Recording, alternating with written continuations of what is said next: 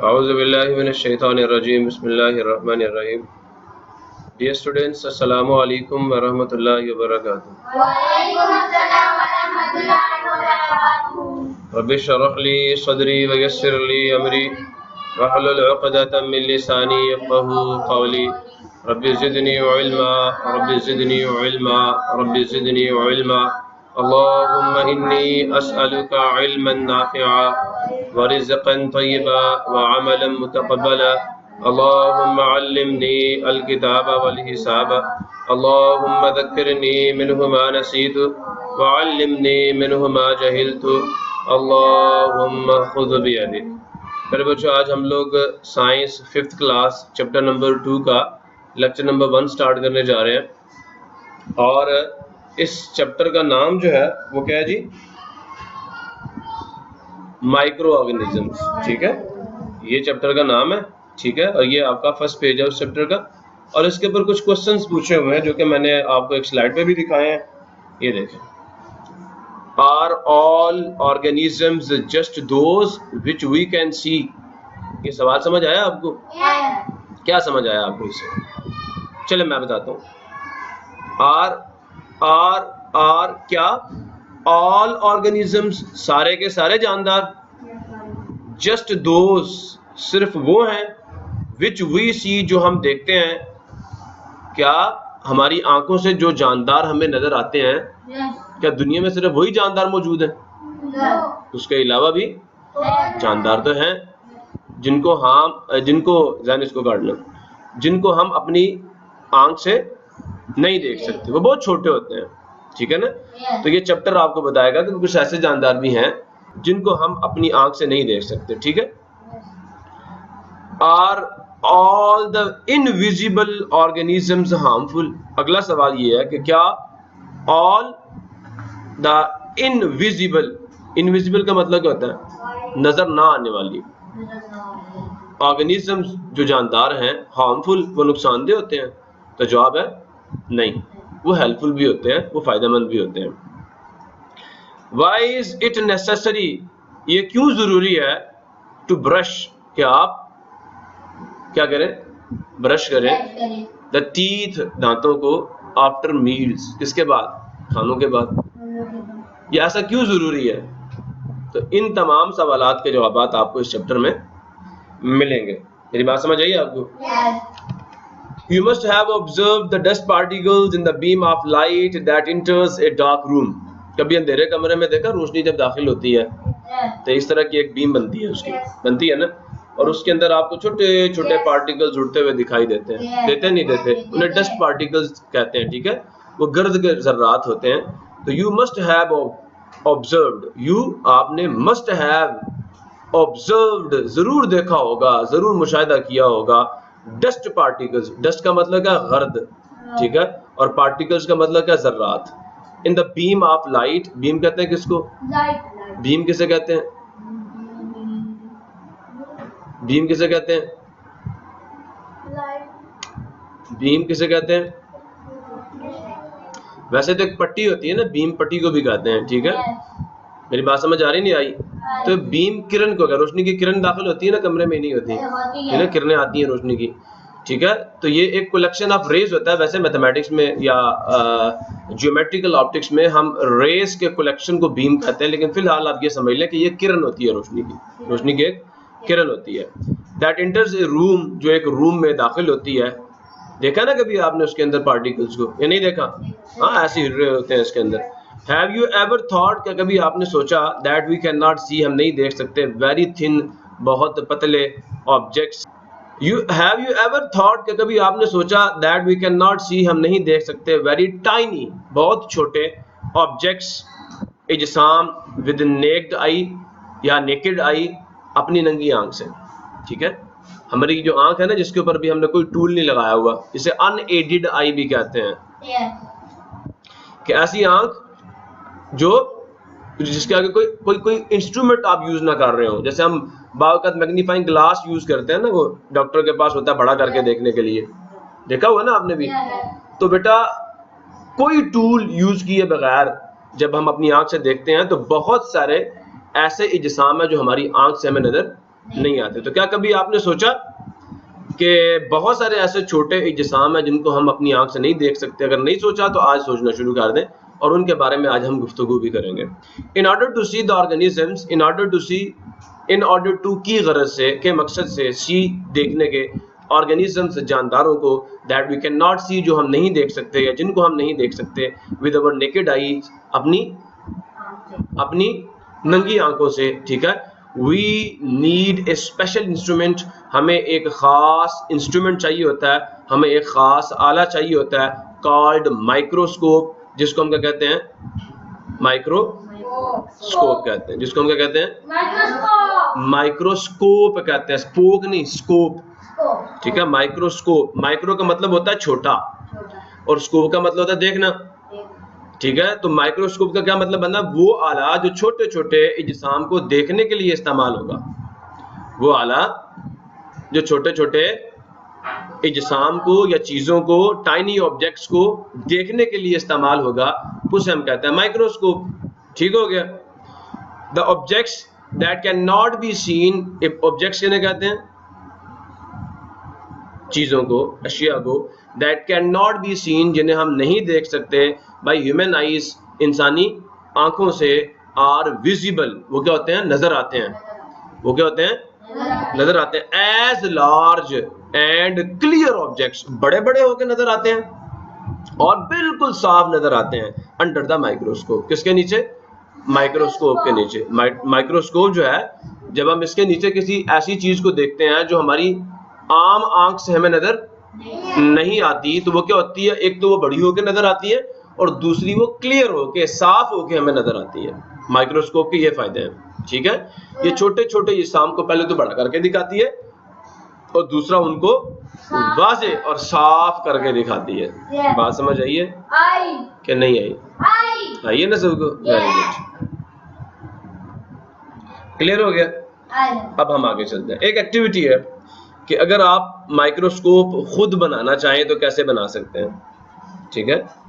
खुद बनाना चाहें तो कैसे बना सकते हैं। मेरी बात समझ आ रही नहीं आ रही? तो करना क्या आपने भाई, मेरी बात गौर से सुनना। प्लास्टिक का एक कप होता है ना, जिससे डिस्पोजेबल कप आपको बाहर भी मिलते हैं, सोडा वाटर ड्रिंक्स वगैरह देके और इस तरह मिलते हैं ना आपको। आपने करना क्या, एक वो कप ले लेना, ठीक है, और एक प्लास्टिक की शीट ले लेनी है। मोमी शापर तो समझ दो ना, लेकिन वो हो बिल्कुल क्लियर, साफ। जैसे आप अपनी कॉपियों के ऊपर शीट नहीं चढ़ाते, व्हाइट शीट जो होती है, बिल्कुल चढ़ाते हो ना, तो वो वाली शीट चाहिए। और साथ एक रबर बैंड चाहिए। क्या चाहिए? रबर बैंड चाहिए, ठीक है। आपने करना क्या है, वो जो प्लास्टिक का कप है आपके पास, ये देखें, दिखा रहे हैं आपको, ये नजर आ रहा है सबको? इसके नीचे आपने सुराख करना है, यहाँ पे नीचे इसके पैंदे में, इसके पैंदे में सुराख करना है, ठीक है। और इसके ऊपर आपने जो शीट है ना प्लास्टिक की, वो चढ़ा के उसके ऊपर रबर बैंड चढ़ा देनी है, ऐसे। ये नजर आ रहा है सबको? ऐसे चढ़ा लोगे और हम ये प्रैक्टिकली करेंगे भी, ठीक है। उसके बाद क्या करना है, इसके ऊपर कुछ कतरे आपने पानी के फेंक देने हैं, इसके ऊपर कुछ कतरे। तो इस तरह आपको पानी के कतरे इसके ऊपर नजर आएंगे, ठीक है। अब आपने जिस चीज को बड़ा करके देखना है, जैसे एक चूंटी है, उस सुराख से ना, यहाँ से इस पानी के ऊपर से और उस सुराख के अंदर से इसके नीचे चूंटी को देखिएगा, वो चूंटी बड़ी होकर आपको नजर आएगी। चूंटी अपने साइज से कई गुना बड़ी होकर आपको नजर आएगी, ठीक है। तो ये एक सादा सी माइक्रोस्कोप है, बिल्कुल सादा सी माइक्रोस्कोप है। To make a simple microscope, एक सादा माइक्रोस्कोप बनाने के लिए यू विल नीड, आपको जरूरत होगी ए प्लास्टिक कप, एक प्लास्टिक के कप की, ठीक है, जो मैंने आपको बता दिया। ए थिन प्लास्टिक शीट, एक पतली प्लास्टिक की शीट भी चाहिए। ए रबर बैंड, एक रबर बैंड भी चाहिए। सीजर्स, कैंची भी चाहिए, सुन रहे हो। एंड वाटर, और पानी चाहिए। ये चीजें आपको इस एक्टिविटी के लिए चाहिए। With the help of scissor, किसकी मदद से? सीजर की मदद से, कैंची की मदद से, मेक ए होल, एक सुराख कर लीजिए at the base of plastic cup, जो प्लास्टिक का कप है उसकी बेस में, उसके पैंदे में, उसके, so that you can, या you may put any tiny object into it, so that, ताकि you may put, आप रख सकें, any, कोई भी, tiny, छोटा ऑब्जेक्ट, जिस्म, into it, उसके अंदर। क्लियर हो गया? सुन रहे हो? स्ट्रेच, खींचिए, फैलाइए द थिन प्लास्टिक शीट, पतली प्लास्टिक की शीट को ओवर द कप, कप के ऊपर, एंड फिक्स इट, और उसको रबर बैंड के साथ हाँ बांध दो उसको। Fix it properly with the rubber band, ठीक है। प्रॉपरली का मतलब मुनासिब तौर पर अच्छे तरीके से उसको फिक्स कर दें। Put A drop of water, पानी का एक कतरा डालिए, सुन रहे हो, या रख दीजिए over the plastic sheet, plastic sheet के ऊपर, जैसे आपको यहाँ पे नजर आ रहा है सबको, clear. Put tiny object, put रखिए ए टाइनी ऑब्जेक्ट, एक छोटा जिस्म, at the base of the cup, cup के पैंदे पे, जहाँ पे आपने सुराख किया हुआ, एंड ऑब्जर्व इट, उसको देखिए। यू विल सी, आप देखेंगे, द ऑब्जेक्ट लुक्स, जो ऑब्जेक्ट होगा, जो जिस्म होगा, लुक्स दिखेगा, मैनी टाइम्स, कई गुना, लार्जर, बड़ा।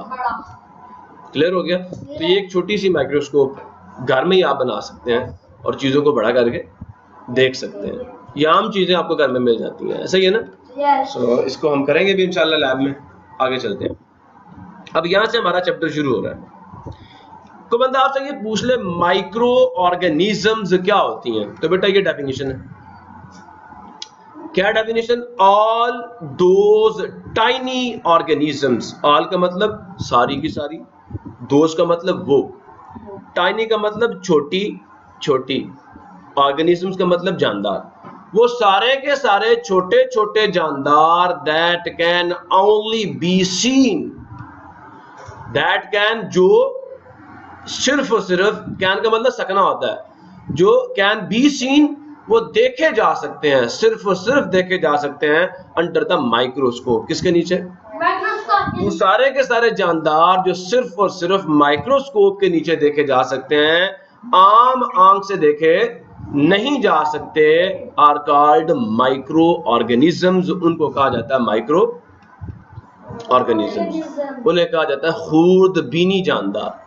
माइक्रोस्कोप उर्दू में कहते हैं खूर्दबीन, तो वो जानदार जो सिर्फ खूर्दबीन से नजर आएंगे उन्हें खूर्दबीनी जानदार कहते हैं। क्लियर हो गया। अब नोट है बेटा, एक बात याद रखिएगा, ये जो माइक्रो ऑर्गेनिजम्स हैं, खूर्दबीनी जानदार हैं, ये हमारे इन्वायरमेंट में हर जगह पाए जाते हैं, हर जगह। Micro organisms are present everywhere, खूर्दबीनी जानदार आर हैं प्रेजेंट, मौजूद एवरीवेयर, हर जगह, इन अवर सराउंडिंग्स, हमारे इर्द गिर्द, हमारे माहौल में, हमारे इन्वायरमेंट में। ये नोट याद रखिएगा। एक तो इनकी डेफिनेशन क्या है कि ये वो जानदार हैं जो सिर्फ और सिर्फ माइक्रोस्कोप से नजर आते हैं, आम आंख से देखे नहीं जा सकते। प्रॉब्लम है किसी को? Very good. तो ये कुछ पिक्चर्स आपको नजर आ रही होंगी, ये वो जानदार हैं जो आम आंख से नजर नहीं आते, लेकिन ये माइक्रोस्कोप से जो उनकी पिक्चर बनी है वो आपको दिखाई जा रही है। क्लियर हुआ? अब हम आगे इनके बारे में देखते हैं। तो मेन ग्रुप्स, मेन का मतलब बड़े अहम जो हैं ग्रुप्स, जो ग्रोह हैं ऑफ माइक्रो ऑर्गेनिजम्स, खूर्दबीनी जानदारों के, there are many types of micro organisms, there are many types, बहुत सारी इकसाम है किसकी? माइक्रो ऑर्गेनिजम्स की। Number 1 viruses, number 2 bacteria, number 3 fungi. Virus, bacteria, fungi, virus, bacteria, fungi, ये तीन मेन ग्रुप्स हैं किसके? माइक्रो ऑर्गेनिजम्स के। क्लियर हुआ नहीं हुआ? अब ये तीन ग्रुप कैसे बने हैं, किस बुनियाद पे बने हैं? तो ये एक पैराग्राफ आपकी बुक पे लिखा हुआ था जो मैंने वहां से कॉपी किया। There are many types of micro organisms, they are divided into various groups, इनको मुख्तलिफ ग्रोहों में तकसीम किया जाता है on the basis of their size, इनके साइज की बुनियाद पे। नंबर 2 इनके स्ट्रक्चर की बुनियाद पे। सुन रहे नहीं सुन रहे? क्लियर हुआ नहीं हुआ? स्ट्रक्चर हो गया, और and need for food. Clear हुआ नहीं हुआ? फिर दोबारा सुन ले बेटा, जो माइक्रो ऑर्गेनिजम्स हैं वो अपने साइज की बुनियाद पर, अपने जिसामत की बुनियाद पर, अपनी साख्त की बुनियाद पर, और नीड फॉर फूड, अपनी खुराक की ज़रूरियात की बुनियाद पर मुख्तलिफ ग्रोहों में तकसीम किए जाते हैं। क्लियर हुआ? Virus and bacteria are the main groups of micro organisms. ठीक है। सम फंजाई, कुछ फंजाई हैं, आर वेरी स्मॉल, बहुत छोटे होते हैं, and these are also included in micro organisms, और उनको भी कहाँ डाल देता है? Micro organisms. Yes, they are also included in the micro organisms. Problem किसी को? क्लियर है सबको? Very good.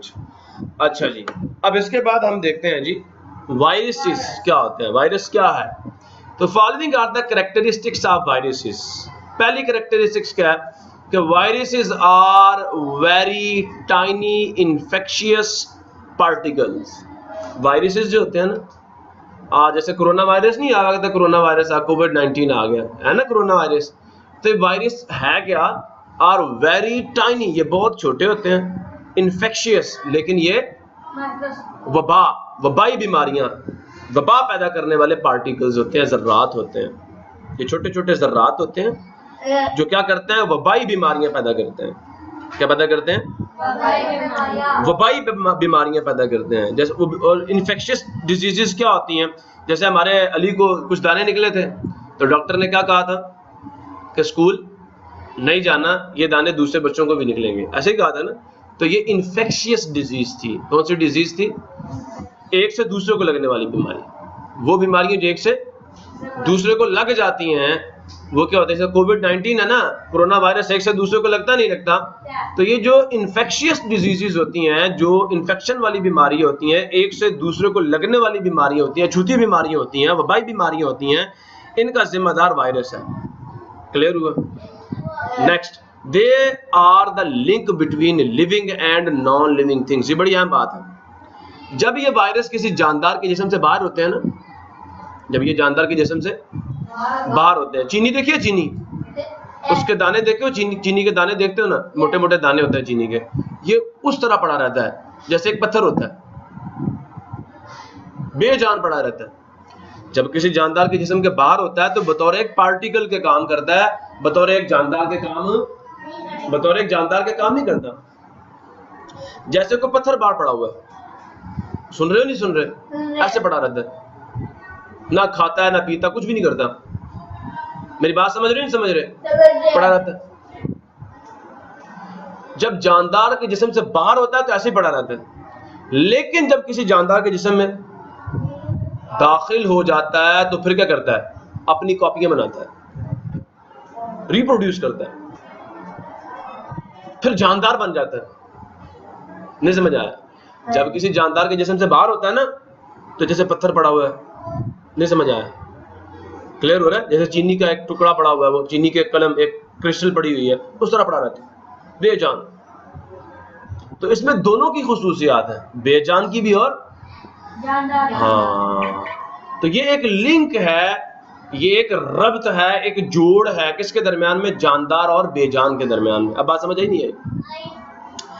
They can reproduce, ये अपनी नस्ल को आगे बढ़ा सकते हैं, अपने बच्चे पैदा कर सकते हैं, ओनली, सिर्फ और सिर्फ विद इन एन ऑर्गेनिज्म, एक जानदार के अंदर।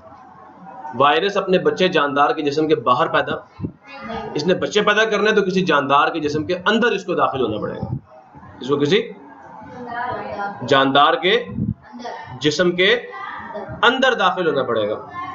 आउट ऑफ द बॉडी, जिस्म के बाहर, ऑफ ऑर्गेनिज्म, जानदार के, they are non living.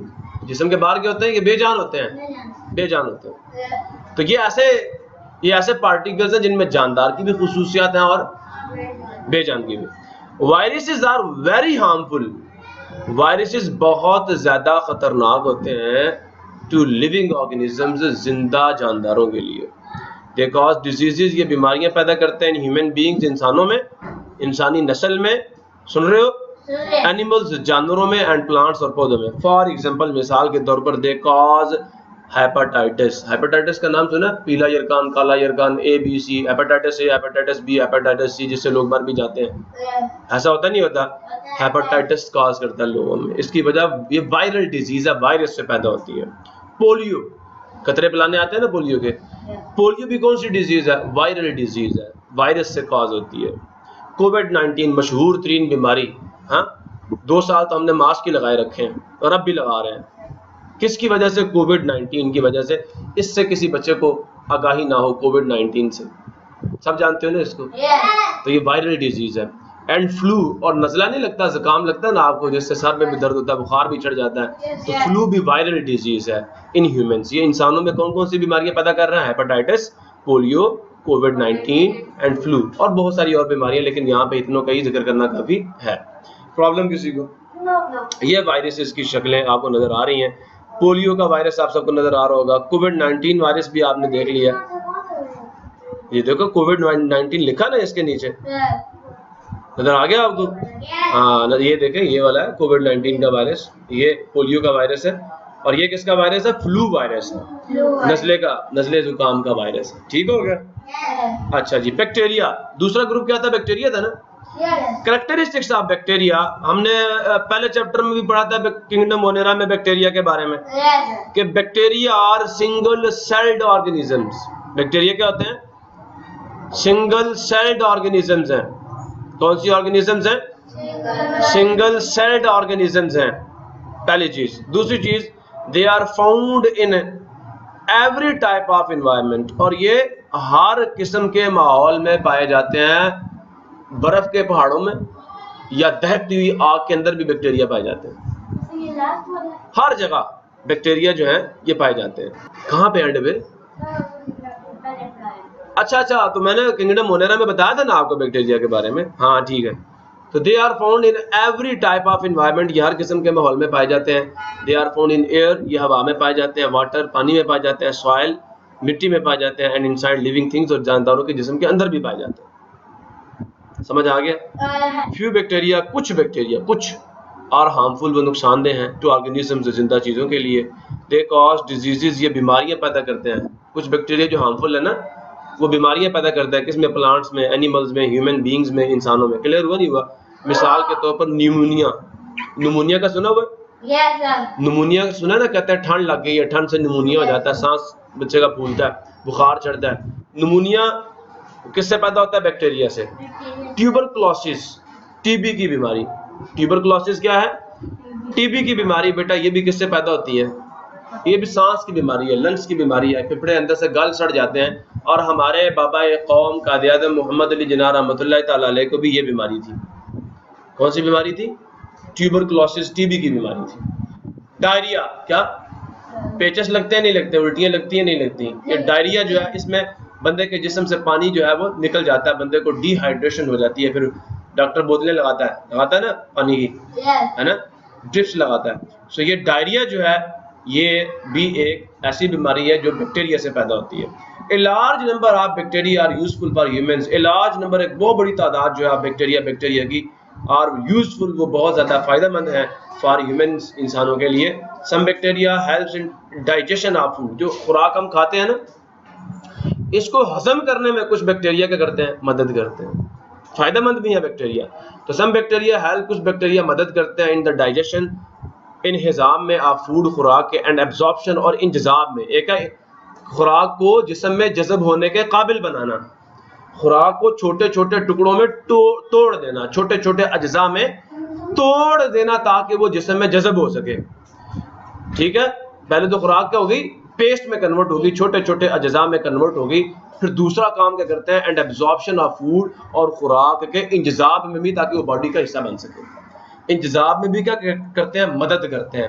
And absorption of food components, और जो ग़िज़ाई अज्जा हैं उनकी एब्जॉर्प्शन में, जिस्म में जज़ब होने में भी क्या करते हैं? हमारी हेल्प करते हैं। इन अवर स्मॉल इंटेस्टाइन, हमारी छोटी आंत में, हमारी छोटी आंत में, ये हमारे जिस्म है ना, ये जो हमारा स्टोमिक है ना, ठीक है, हमारे मुंह से लेकर, ठीक है, और हमारे मक़अद तक, ये जो पूरी एक नाली जा रही है खुराक का, जो पूरा से देखो, मुंह से हम खुराक खाते हैं ना, और फिर हम फुजला खारिज करते हैं, ये पूरी नाली है, इसको एलिमेंट्री कैनाल कहते हैं। एलिमेंट्री कैनाल कहते हैं। मेरी बात समझ आ रही है नहीं आ रही? खुराक की नाली, फिर स्टोमिक, फिर उसके बाद स्मॉल इंटेस्टाइन, एक नाली का नाम है जिसके अंदर खुराक जज़ब होती है। तो स्मॉल इंटेस्टाइन के अंदर खुराक को जज़ब करने में भी क्या करते हैं? हमारी मदद करते हैं बैक्टीरिया। प्रॉब्लम किसी को, खुराक को हजम भी करते हैं और फिर खुराक को हमारे जिस्म में जज़ब भी करते हैं, ताकि वो हमारे जिस्म का हिस्सा बन सके। कुछ इंटरेस्टिंग इंफॉर्मेशन आप लोगों के लिए। The bacteria which are beneficial for us, the bacteria which are beneficial, जो फायदेमंद होते हैं फॉर अस, हमारे लिए, आर कॉल्ड कहलाते हैं यूजफुल बैक्टीरिया, फायदेमंद bacteria. The number of harmful bacteria, number कहते हैं तादाद को, आप कहते हैं कि हार्मफुल कहते हैं खतरनाक बैक्टीरिया ही है, इज वेरी लेस, वो बहुत कम है। अब बेनिफिशियल या यूजफुल बैक्टीरिया क्या है? वो बैक्टीरिया जो हमें फायदा देते हैं, बेनिफिशियल बैक्टीरिया या यूजफुल बैक्टीरिया कहलाते हैं। और वो बैक्टीरिया जो हमें नुकसान देते हैं उन्हें हम हार्मफुल बैक्टीरिया कहते हैं, और हार्मफुल बैक्टीरिया की तादाद बहुत कम है। The number of bacteria in your body is more than the cells of your body. हमारा जिस्म सेल्स के मिलने से बना ना, प्रीवियस चैप्टर में मैंने बताया था आपको, सेल्स के मिलने से बना है, लेकिन हमारे जिस्म के अंदर जितने सेल्स लगे हुए हैं ना, उनसे कहीं ज्यादा तादाद किन की है? बैक्टीरिया की है। छोटे छोटे होते हैं ना, तो हमारे जिस्म में जो बैक्टीरिया की तादाद है वो हमारे जिस्म में मौजूद सेल्स की तादाद से भी क्या है? ज्यादा है। The number of bacteria in small spoon of soil, गौर से सुनना, मिट्टी का एक चमचा ले लो, जैसे चावल खाते हो, उस एक चम्मच में in small spoon of soil is almost equal to the number of people, वो बराबर है किसके? उन लोगों के दैट आर लिविंग, जो रह रहे हैं इन द कॉन्टिनेंट अफ्रीका, बरे आज़म अफ्रीका में जितने लोग रह रहे हैं ना, जितनी उनकी आबादी है, एक मिट्टी जो चम्मच है उसके अंदर बैक्टीरिया की तादाद अफ्रीका कॉन्टिनेंट में रहने वाले लोगों से ज्यादा है।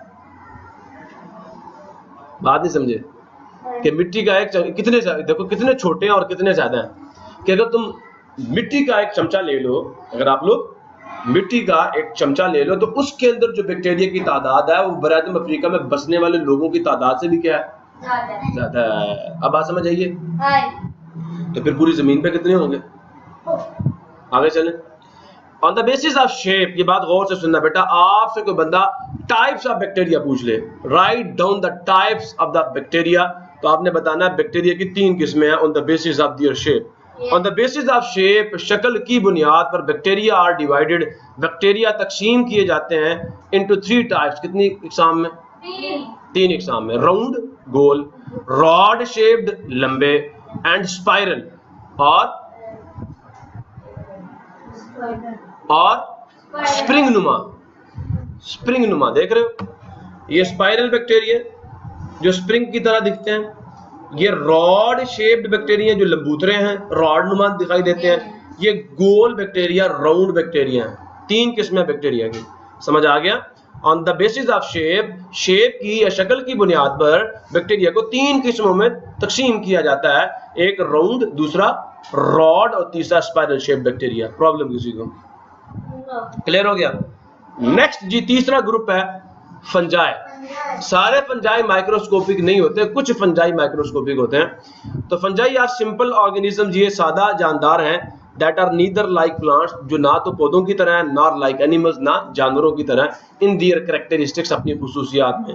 दे can not make their own food, ये अपनी खुराक को तैयार नहीं कर सकते। दे, वो, कैन नॉट मेक, नहीं बना सकते, दियर, अपनी, ऑन, खुद, फूड, खुराक। They often grow on dead organisms, ये अक्सर औकात उगते हैं ऑन डेड ऑर्गेनिजम्स, मुर्दा जानदारों पे, और डिकेइंग मैटर, या गलते सड़ता जो मादा होता है, जैसे गोबर फेंकते हो गल सड़ रहा होता है, उसके ऊपर होते हैं। दे डिकम्पोज डेड मैटर, ये डेड मैटर को डिकम्पोज करते हैं, मतलब उसको ग्लास उड़ा के मिट्टी में बदल देते हैं, ठीक है, इनटू सिंपल मटेरियल, सादा अज्जा के अंदर। देन दे एब्जॉर्ब, और फिर वो उसको फिर दे, ये जो फंजाई हैं, एब्जॉर्ब, जज़ब करते हैं, दीज सिंपल मटेरियल्स, इन सादा अज्जा को, ऑफ दियर फूड, या एज दियर फूड, बतौर अपनी खुराक के। देखो, जब ये कभी आपने देखा रोटी को सब्ज कलर की उल्ली लग जाती है, तो वहां से रोटी बहुत नरम हो चुकी होती है, गली सड़ी होती है, ठीक है, तो वो गलती सड़ती कैसे है, उसे ये साड़ते हैं, गलाते सड़ाते हैं फंजाई जो है, और फिर वो जो पेस्ट फॉर्म में रोटी होती है उसको ये जज़ब कर रहे होते हैं एज ए फूड। प्रॉब्लम किसी को? Some fungi obtain their food from the living plants, कुछ फंजाई ऐसे हैं, दे ऑब्टेन, वो हासिल करते हैं, देयर, अपनी फूड, खुराक, फ्रॉम लिविंग प्लांट्स, जिंदा पौधों से, एंड एनिमल्स, और जानवरों से, एंड कॉज डिजीजेस, और क्या करते हैं? बीमारियां पैदा करते हैं इन दम, उनमें। मिसाल के तौर पर रिंग वॉर्म क्या होता है जी, देख लेते हैं। फंजाई लगी हुई है, सुन रहे हो? तो आगे जो डिजीजेस है, ये देखो, ये रिंग वॉर्म है, ये देख रहे हो, गोल गोल ना, जिस जिल्द पे हल्के बन जाते हैं, गोल गोल दाने, रिंग वॉर्म, ठीक है। एथलीट्स, बाकाज, ये उंगलियां गल जाती है ना सर्दियों में, खास तौर पे गलती है ना उंगलियां दरमियान में से, तो ये एथलीट्स फूड की बीमारी है, ये भी किससे होती है? फंजाई से होती है, ठीक है। ये फंगल इन्फेक्शन होता है। प्रॉब्लम किसी को? Some fungi obtain their food from the living plants and animals and cause diseases, और बीमारियां पैदा करते हैं in them उनमें। मिसाल के तौर पर रिंग वॉर्म है, एथलीट्स फुट है, ठीक है, मोल्ड जिसे उल्ली कहते हैं। पेंसिलियम ये भी एक फंजाई है जिससे पेंसिलिन मिलती है, एक एंटीबायोटिक है। एंड यीस्ट और खमीर उठाने वाली भी फंजाई होती है। और द एग्जांपल्स, ये मिसालें हैं माइक्रोस्कोपिक फंजाई की। किसकी? माइक्रोस्कोपिक फंजाई की। Mould, penicillium and yeast are the examples of microscopic fungi. Problem किसी को? तो ये कुछ कैरेक्टरिस्टिक्स थी किसकी? फंजाई की। और ये अब आपको मैं दिखा रहा हूँ, ये देखो, ये माल्टे के ऊपर लगी हुई है मोल्ड, उल्ली। पेंसिलियम, सुन रहे हो, देख रहे हो, इससे पेंसिलिन मिलती है। ये यीस्ट है, ये क्या? यीस्ट। ये खमीर, आटा खमीरा हो जाता है ना, दूध फट जाता है, तो ये यीस्ट की वजह से होता है। Do you think viruses are living organisms? क्या वायरसेस लिविंग ऑर्गेनिजम्स है? वायरसेस लिविंग ऑर्गेनिजम्स है? तो जवाब है कहता है वाई, अगर हैं तो क्यों? Because they reproduce in the bodies of living things. जब ये लिविंग थिंग्स की बॉडी में दाखिल होते हैं तो क्या करते हैं? रिप्रोड्यूस करते हैं, बच्चे पैदा करते हैं, ठीक है।